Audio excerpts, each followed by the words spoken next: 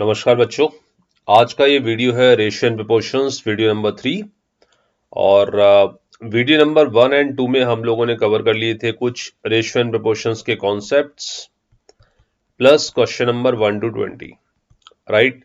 तो आज उसी के कंटिन्यूशन में हम लोग शुरू कर रहे हैं ratio and proportions video number 3, जहां पर question number 21 to question number 30 तक हम लोग कवर करेंगे और साथ ही साथ कुछ नया कॉन्सेप्ट आपको रेशियो का मैं दे पाऊंगा इन क्वेश्चंस के दौरान। ठीक है, तो शुरू करते हैं ratio and proportions video number 3। और एक सजेशन मैं आपको और दूंगा, अगर आपने 1 एंड 2 वीडियो नहीं देखा हुआ है तो प्लीज उसको देख लीजिएगा, उसके बाद ratio and proportion video number 3 देखिएगा, है ना। जो रेशियो एंड प्रोपोर्शंस का प्लेलिस्ट है उसका लिंक मैंने डिस्क्रिप्शन में दे रखा है, तो चेक दिस। शुरू करते हैं ratio and proportions video number 3। तो आज के वीडियो का फर्स्ट क्वेश्चन और प्लेलिस्ट का क्वेश्चन नंबर 21 है, इस सीरीज का क्वेश्चन नंबर 21 है a/4 is equal to b/6 is equal to c/3 is equal to 2a minus 3b plus 4c whole upon k and we need to find out the value of k। इस तरह का एक question last video में हम लोग cover कर चुके थे, आज उसको फिर से रिवाइज कर लेते हैं। तो भाई a/4 is equal to b/6 is equal to c/3 and that is equal to 2a minus 3b plus 4c whole divided by k। हमें यहाँ पर k की वैल्यू फाइंड आउट करनी है। तो इस तरह की इक्वेशन अगर आपको कभी दिखाई दे रहा है रेशियो एंड प्रोपोर्शंस में, तो आपने क्या करना है, a का वैल्यू 4, b का वैल्यू 6, c का वैल्यू 3 पुट कर देना है। तो अगर मैं a का वैल्यू 4 पुट करता हूँ, what we are getting is 8, b का वैल्यू 6 पुट करता हूँ तो 18, c का वैल्यू 3 पुट करता हूँ तो 12 whole divided by k, right. Right, तो आपका ये जो न्यूमरेटर बनेगा वो बनेगा बेटा 12 और 8 20 माइनस 18 2 अपॉन के, मतलब आपका आंसर आ जाएगा के का वैल्यू 2 आ जाएगा। ठीक है, ये क्या है सर, ये शॉर्ट ट्रिक है ना। ये आप केवल तभी यूज करोगे न्यूमरेटर में 1 का मल्टीप्लाई हो रहा होगा, अदरवाइज आपको नहीं करनी है। ठीक है, डिटेल अप्रोच क्या है, डिटेल अप्रोच समझ लो ताकि कभी भी कोई भी आपको कंफ्यूजन ना हो इस टाइप के किसी भी क्वेश्चंस को करने में। डिटेल अप्रोच ये है, जब इस तरह का इक्वेशन आपको गिवन हो तो आपने क्या करना है, इक्वल टू में x पुट कर देना है। भाई सिंपल सी बात है, चार फ्रैक्शन एक दूसरे के इक्वल है, उनकी कोई ना कोई वैल्यू होगी, उस वैल्यू को हम x मान के चल रहे हैं। तो a/4x है तो बेटा a का वैल्यू कितना आएगा 4x, सिमिलरली b का वैल्यू कितना आएगा 6x, c का वैल्यू कितना आएगा 3x। ये वैल्यूज उठा के लास्ट के पार्ट में पुट कर देता हूं, इस इक्वेशन में पुट कर देता हूं। a का वैल्यू 4x पुट करूंगा तो कितना मिलेगा 8x, b का वैल्यू 6x पुट करूंगा तो कितना मिलेगा 18x और c का वैल्यू 3x पुट करूंगा तो कितना मिलेगा 12x whole divided by k and that is equal to x। So what we are getting 12 plus 8 20, 20 minus 18 2x upon k is equal to x। Cancelled out, k का value कितना आ जाएगा 2, right. Answer is 2 for this particular question. ठीक है, चलिए आगे बढ़ते हैं question number 22। a/3 is equal to b/2 is equal to c/5 is equal to a square minus b square plus c square whole upon k, find out the value of k। ठीक है, तो sir आपने बता ही दिया था, कोई tension वाली बात नहीं है। यहाँ पर सीधे सीधे a का वैल्यू 3 पुट कर देते हैं। पहले लिख लेते हैं क्वेश्चन को, a/3 is equal to b/2 is equal to c/5 and that must be equal to a square plus a square minus b square plus c square whole upon k। Sir A का value 3 put कर दो, B का 2 put कर दो, सी का 5 put कर दो, कोई टेंशन नहीं है। ए का वैल्यू 3 पुट किया तो 9, बी का वैल्यू 2 पुट किया तो 4, सी का 5 पुट किया तो 25 होल डिवाइडेड बाय के। समझ रहे हो, 25 प्लस 9 34, 34 माइनस 4 30। सर के का वैल्यू 30 आ जाएगा, सिंपल सा क्वेश्चन था। नहीं बेटा, ये गलत हो चुका है ना। क्यों गलत हो चुका है समझ लो इसको, अब समझो। शॉर्ट ट्रिक से इस क्वेश्चन को करोगे तो गलत हो जाएगा। शॉर्ट ट्रिक से केवल उन्हीं क्वेश्चन को करना है जहां पर न्यूमरेटर में 1 का मल्टीप्लाई हो रहा है और जो इक्वेशन है वो एबीसी के फॉर्म में ही है, A square minus B square plus C square, मतलब स्क्वायर या क्यूब के फॉर्म में है, तो गड़बड़ हो जाएगी। कैसे समझते हैं, डिटेल मेथड ये था कि इज इक्वल टू में एक्स पुट कर दिया तो ए का वैल्यू 3x हो जाएगा, राइट। 3x यहां पुट कर देता हूं, कितना मिलेगा 9x स्क्वायर। b का वैल्यू 2x होगा तो it become 4x square, c का वैल्यू 5x होगा तो ये हो जाएगा 25x square whole upon k and that is equal to x। इसका मतलब 30x square is equal to आ रहा है k ऑफ x। x से x कट गया तो k का वैल्यू आ गया 30x।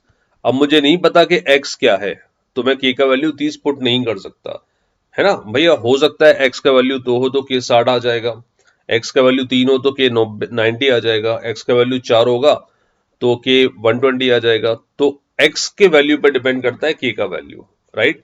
तो answer is can not be determined for this particular question, CBD can not be determined. समझ गए? चलो आगे बढ़ते हैं, question number 23। Ratio of incomes of A and B is 5:8. If the ratio of their savings is 1:2, find out the ratio of their expenditure. ठीक है, पहले मैं आपको एक बेसिक सा नॉलेज दे दूं कि भाई income minus expenditure is equal to saving होता है, या जो भी आप लिखना चाहें, income minus savings is equal to expenditure होता है, या फिर सेविंग्स प्लस एक्सपेंडिचर टोटल आपका इनकम आ जाता है ना? इस तरह से आप डील करते हैं। तो भाई इनकम जो है ए और बी की, इनकम ऑफ बी का रेशियो है 5:8। उनकी सेविंग्स का रेशियो, ए और बी की सेविंग्स का रेशियो है 1:2। आपको बताना है उनके एक्सपेंसेस का रेशियो क्या होगा, है ना? सो सिंपल सा क्वेश्चन है, इनकम का 5:8 दिया है, सेविंग्स का 1:2 दिया है, इनकम माइनस एक्सपेंडिचर कर दो, सेविंग आ जाएगा। 5 में से 1 गया 4, 8 में से 2 गया 6, तो रेशियो आ गया 4:6, या फिर मैं कह सकता हूं 2:3। अगर आप ऐसा सोच रहे हैं तो आपका क्वेश्चन ही गलत हो चुका है। क्यों सर, क्यों गलत हो चुका है? समझो, अब समझो इस चीज को। बेटा ये दो अलग अलग चीजों के अलग अलग आइडेंटिटीज के रेशो दिए हैं। ए और बी की इनकम का रेशो है 5:8, राइट? सेविंग्स का रेशो है, ए और बी की जो सेविंग्स है उनका रेशो है 1:2। आपने फाइंड आउट करना है रेशो ऑफ एक्सपेंडिचर्स, राइट? तो रेशो जो होता है ना, वो एक्चुअल वैल्यूज नॉट नेसेसरी की एक्चुअल वैल्यूज हो, वो उनके मल्टीपल होते हैं। 5 और 8 दिया है ना, तो 5 और 8 का मल्टीपल होगा, राइट? तो मैंने क्या किया, इनकम ऑफ ए मान लिया 5x, इनकम ऑफ बी मान लिया 8x। अब हम अपनी तरफ से सेम वेरिएबल का मल्टीप्लाई कभी भी नहीं करते दो अलग अलग रेशो में, है ना? वो सेम हो सकता है बट हम नहीं करते हैं क्योंकि हमें नहीं पता सेम है। तो सेविंग्स का रेशो जो 1:2 है, तो क्या मैं सेविंग्स को 1x और 2x रखूंगा? नहीं, मैं कुछ और वेरिएबल लूंगा, मैं लिखूंगा 1y एंड 2y। अब करते हैं, ए का इनकम में से ए का सेविंग घटाया, तो एक्सपेंडिचर ऑफ ए आ गया 5x माइनस वाई, राइट? एक्सपेंडिचर ऑफ बी आ गया 8x माइनस 2y। अब मुझे बताओ, क्या आप इस फ्रैक्शन का रेशो बता सकते हो? क्या आप 5x minus Y upon 8x minus 2y का रेशो बता सकते हो? नहीं बता सकते, अनटिल अनलेस कुछ और सपोर्टेड डेटा ना हो, वो आगे देखेंगे फ्यूचर में। हाल फिलहाल रेशो नहीं निकलेगा, तो answer is can not be determined for this particular question. ठीक है, चीजों को अच्छे से समझते चलना। कोई भी कंफ्यूजन हो आप कमेंट कर देना कि सर ये नहीं आया समझ में, तो उसको नेक्स्ट वीडियो में फिर से कवर करने की मैं कोशिश करूंगा, है ना? बट स्किप मत करना, हल्के मत लेना कॉन्सेप्ट्स को, है ना? Question number 24, ratio of the incomes of Mahendra Singh and Dhoni. तीन बंदे हैं, महेंद्र सिंह और धोनी। इन तीनों की इनकम का रेशियो है 4:3:5। If their incomes increased by 10%, 20% and 30% respectively, find out the ratio of their incomes now. ठीक है भाई, तो तीन बंदे हैं, महेंद्र सिंह और धोनी, इनकम का रेशियो है 4:3:5। तो क्वेश्चन को इजी बनाने के लिए मैं 4, 3 और 5 का कोई मल्टीपल ले लेता हूं, और परसेंटेज कैलकुलेशन है तो बेस्ट होगा, मैं ले लेता हूं इसको 40, इसको 30 और इसको 50। मैंने एज्यूम कर लिया महेंद्र 40 रुपए कमाता है, सिंह 30 रुपए कमाता है और धोनी 50 रुपए कमाता है। अब इनकी इनकम रेस्पेक्टिवली इंक्रीज हो रही है 10% से, देन 20%, देन 30%, राइट? तो इंक्रीमेंट लगा देते, 40 का 10% होता है 4, ऐड करने पर 44, 30 का 20% होता है 6, ऐड करने पर 36, 50 का 30% होता है 15, ऐड करने पर 65। तो इनकी नई जो इनकम होंगी उसका रेशियो आ गया बेटा 44:36:65। किसी कॉमन नंबर से आई थिंक ये डिवाइड नहीं हो रहे, तो इनको ऐसे ही छोड़ दूंगा मैं, 44:36:65, that is the ratio of their new incomes. Done, चलिए आगे बढ़ते हैं, question number 25, ratio of the incomes of Neil, Nitin and Mukesh is 2:3:4. If their incomes increase by 10%, find out the ratio of their incomes now. तो भाई नील, नितिन और मुकेश की जो income थी वो 2:3:4 के रेशो में थी, और अगर इनकम पे तीनों में 10% का मैं इंक्रीमेंट लगा रहा हूं तो रेशो वही रहने वाला है, आंसर वुड बी सेम। क्यों सर सेम क्यों रहेगा? क्योंकि बेटा 10% एक कॉमन इंक्रीमेंट लग रहा है, कॉमन इंक्रीमेंट लग रहा है, तो जो बढ़ी हुई इनकम होगी उसका रेशो भी सेम ही रहेगा। नहीं सर, प्रूफ करके बताओ। ठीक है, तो नील की इनकम मान ली 20 रुपए, नितिन की मान ली 30 रुपए और मुकेश की मान ली 40। नील पे आपने 10% ग्रो किया, कितना हो जाएगा 22। नितिन पे आपने 10% ग्रो किया, कितना हो जाएगा 33। मुकेश पे आपने 10% ग्रो किया, कितना हो जाएगा 44। 22, 33 और 44 11 से कट जाएगा, अगेन रेशो आ जाएगा 2:3:4। तो आंसर वुड बी सेम। अगर आप तीनों पे कॉमन इंक्रीमेंट दे रहे हो या डिक्रीज कर रहे हो तो रेशो वुड बी सेम, है ना। इनिशियल वीडियो में मैंने आपको बताया था कि किसी रेशो में आप दोनों टर्म्स में के से मल्टीप्लाई करते हो। मान लो ए और बी का रेशो है, दोनों में के से मल्टीप्लाई किया तो रेशो अगेन ए अपॉन बी आ जाएगा, राइट। और परसेंटेज निकालने का मतलब एक तरह से किसी फ्रैक्शन का मल्टीप्लाई करना ही होता है, ठीक है। तो anyways ratio is 2:3:4। Question number 26 बच्चों, एक क्वेश्चन है a plus B ratio b plus C ratio c plus A is equal to 6:7:8, 6:7:8 and a plus B plus C का टोटल काउंट आपको दिया है 14। आपको बताना है c की वैल्यू कितनी है, ठीक है। ठीक है, तो यहां पर a प्लस बी 6 पार्ट्स मिल रहा है, b प्लस सी को मिल रहा है 7 पार्ट और c प्लस ए को मिल रहा है 8 पार्ट। मैं पार्ट्स लिख लेता हूं, a प्लस बी के पास गया 6 पार्ट्स, बी प्लस सी के पास गया बेटा 7 पार्ट्स और सी और ए दोनों को कंबाइंड मिला 8 पार्ट्स। अब मैं इन तीनों इक्वेशन को जब ऐड करता हूं तो 2 times of a plus B plus c and that is equal to 21 parts. इसका मतलब सर ए बी सी के पास टोटल होते हैं 21/2 पार्ट्स। हाँ जी, तो मेरे अकॉर्डिंग होते हैं 21/2 पार्ट्स और क्वेश्चन के अकॉर्डिंग होते हैं 14 पार्ट्स। ये लिखा हुआ है, दिया हुआ है ना, एबीसी का टोटल 14, मेरे अकॉर्डिंग 21/2, क्वेश्चन के अकॉर्डिंग 14 पार्ट। तो मेरा एक पार्ट इनके 14 इंटू 2/21 पार्ट्स के बराबर होगा। 7 से काट देते हैं 2 बार और ये 3 बार, मतलब मेरा एक पार्ट 4/3 के बराबर होगा। इतना क्लियर? Got it? तो 1 पार्ट इज इक्वल टू 4/3। पूरा डेटा मैं एक बार फिर से निकाल लेता हूं। ए प्लस बी है 6 पार्ट, तो 6 into 4/3 so that must be 8।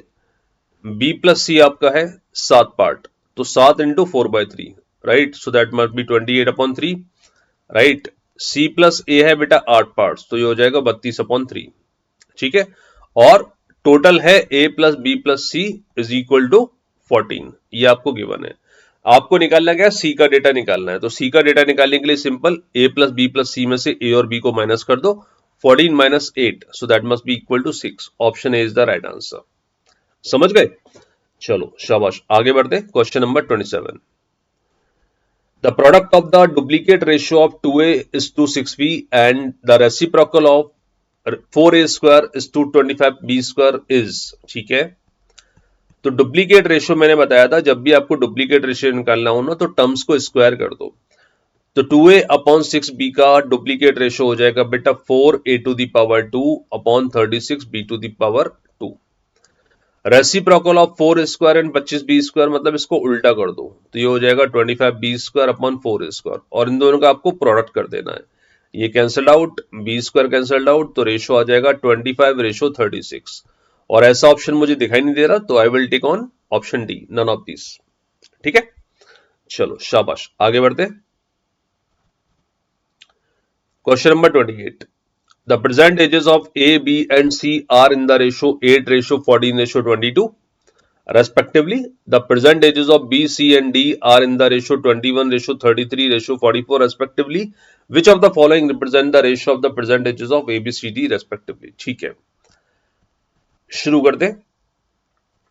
A अनुपात B अनुपात C आपको दिया हुआ है 8:14:22, ठीक है। अब उसके बाद आपको BC और D का रेशो दिया हुआ है, कितना दिया है सर यहां पर 21, 33 एंड 44। अब आपको इनको मर्ज करना है और सिंगल रेशो में कन्वर्ट करना है। तो देखो यहां पर एक छोटा सा आपको कैलकुलेशन करना पड़ेगा, यहां पर एक छोटा सा लॉजिक लगाना पड़ेगा कि भाई 21 को 14 में कन्वर्ट करने के लिए मैं क्या करूं, मैं ऐसा क्या करूं कि 21 14 में कन्वर्ट कर दे। तो देखो 21 को आपको 14 बनाना है ना, 21 को 14 बनाना है, मतलब आपका जो 1 पार्ट है 14/3, 2/3 होना चाहिए, समझ रहे हो। 21 में अगर मैं 2/3 का मल्टीप्लाई कर दूंगा तो ये 14 में कन्वर्ट हो जाएगा, राइट। तो 21 में आप 2/3 का मल्टीप्लाई कर रहे हैं, तो सारे वैल्यूज में आप 2/3 का मल्टीप्लाई कर दीजिए, आपका एक सिंगल रेशो बन जाएगा। बट उससे पहले मुझे चेक करना होगा क्या 33 में 2/3 का मल्टीप्लाई करने पर वो 22 बनता है? बिल्कुल बन रहा है, राइट। तो अपन ये काम कर सकते हैं। तो ए का तो वैल्यू आ जाएगा 8, उसमें कोई चेंजेस नहीं है। बी का वैल्यू आ जाएगा आपका 14, क्योंकि 21 में 2/3 का मल्टीप्लाई कर दिया। सी का वैल्यू आ जाएगा 33 इंटू 2/3, जो ऑलरेडी आपको 22 दिया हुआ है, कोई टेंशन नहीं। डी का वैल्यू थोड़ा चेंज होगा, 44 इंटू 2/3। तो डी का वैल्यू कितना आ जाएगा बेटा? 88/3। समझ गए? 3 का मल्टीप्लाई करो, क्योंकि फ्रैक्शन हटाना है। तो ए का वैल्यू लिख देंगे आप 24, राइट। बी का वैल्यू आ जाएगा आपका 42, सी का आ जाएगा 66 और डी का ऑलरेडी दिया है 88, राइट। क्या इसमें किसी कॉमन नंबर से डिवाइड हो सकता है? जी हाँ सर, मैं 2 से डिवाइड कर सकता हूं। तो आपका नया रेशियो कन्वर्ट होगा 12, 21, 33 एंड 44।